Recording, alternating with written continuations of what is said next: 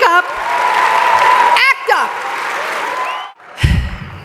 When I was a little girl growing up in middle-class New Jersey, my entire artistic life was curated by people who lived in the straitjacket of a very conformist suburban life.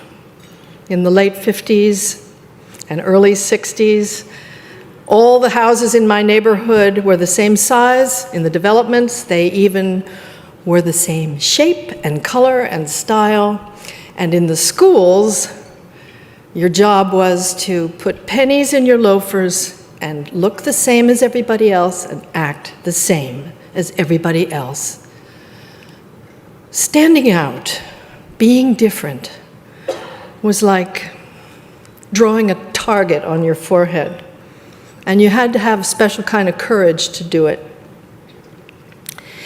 And some of my teachers were obliged to live their whole lives hidden, covertly. But my 6th and 7th grade music teacher, Paul Grossman, was one of the bravest people I knew. Because later, when I was in graduate school, I read that he had transitioned and become one of the first transgender women in the country.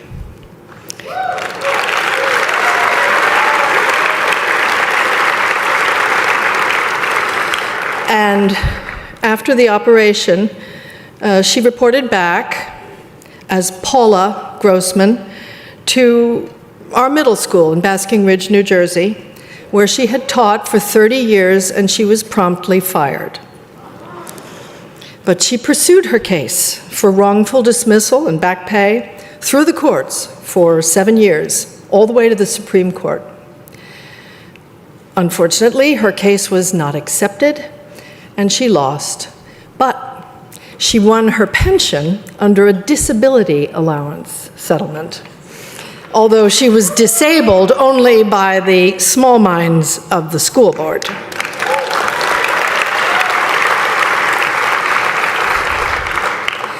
She was a garrulous, cantankerous, she was a terrific teacher, and she never taught again. But her case did set the stage for many of the discrimination cases that followed. She and her wife raised their 3 girls. She worked as a town planner, and she had an act playing piano and singing in cocktail lounges around New Jersey. But I remember her as Mr. Grossman. And I remember when he took us on a field trip to the Statue of Liberty in 1961.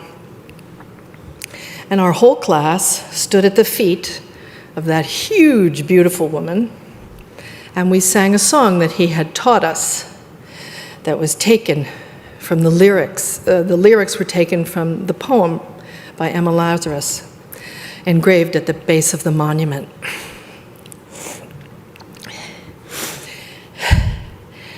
Give me your tired, your poor, your huddled masses yearning to breathe free, the wretched refuse of your teeming shore.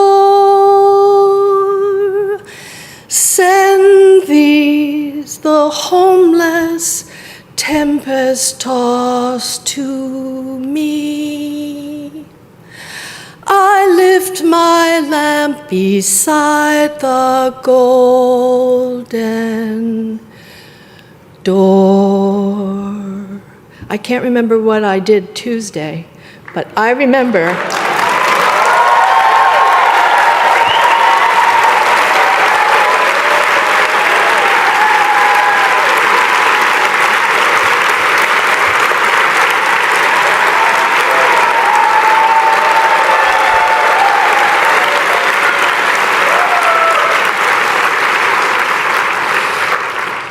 that song Mr. Grossman chose to teach us. It stirred my 11-year-old heart then, and it animates my conscience today. That's what great teachers do. She died in 2003. God rest her soul. Okay, here's my theory. I'm going to go very fast, so you have to stay with me, okay? Human life has been organized in a certain way. The hierarchy's set, who's in charge, who makes the laws, who enforces the laws, pretty much the same way for 40,000 years.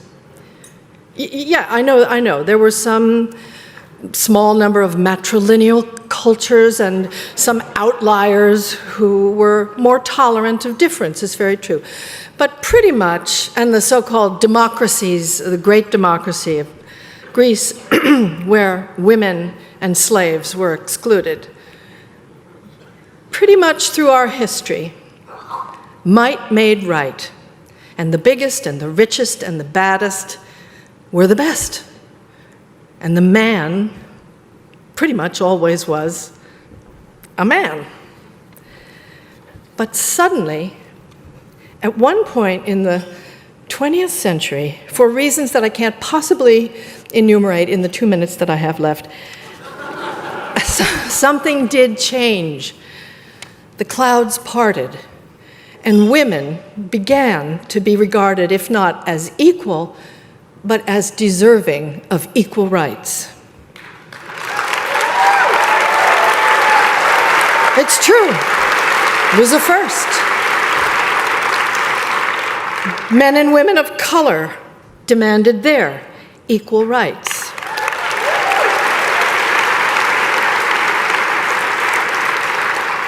People of a sexual orientation and gender identification outside the status quo also demanded their equal regard under the law. So did people with disabilities. We all won rights that had already been granted to us in the Constitution 200 years before, in theory. But the courts and society finally caught up and recognized our claims. And amazingly, and in the terms of the whole of human history, blazingly fast, culture seemed to have shifted. All the old hierarchies and entitlements seem to be on shaky ground. Which brings us to now. So here we are in 2017, and our browser seems to have gone down. And we are in danger of losing all our information. And we seem to be reverting to the factory settings. But we're not. We're not going to go back to the bad old days of ignorance and oppression and hiding who we are. The weight of all my honors is part of what brings me here to the podium. It compels me. It's against every one of my natural instincts, which is to stay home. It compels me to stand up in front of people and say words that haven't been written for me, but that come from my life, from my convictions, and that I have to stand by. Because it's hard to stand up. It's hard. I don't want to do it. I don't want to be here. I want to be home, and I want to read and garden and load my dishwasher. I do. I love that. It's embarrassing and it's terrifying to put the target on your forehead, and it sets you up for all sorts of attacks and armies of brown shirts and bots and worse. And the only way you can do it is to feel you have to. You have to. You don't have an option.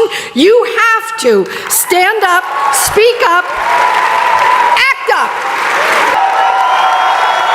You are it. You are it.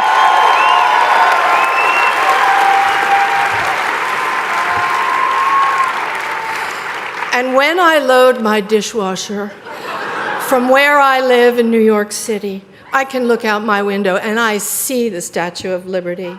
And she reminds me of Mr. Grossman and the first trip there, and all my great-grandparents who came through and passed by that poem. Many of them fled religious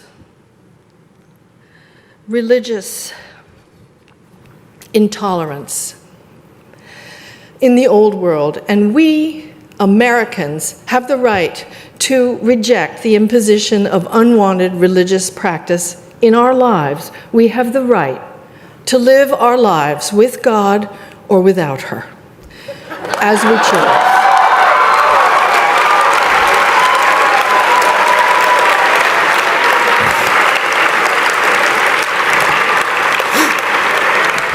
There's a prohibition in this country against the establishment of state religion in our Constitution, and we have the right to choose with whom we live, whom we love, and who and what gets to interfere with our bodies.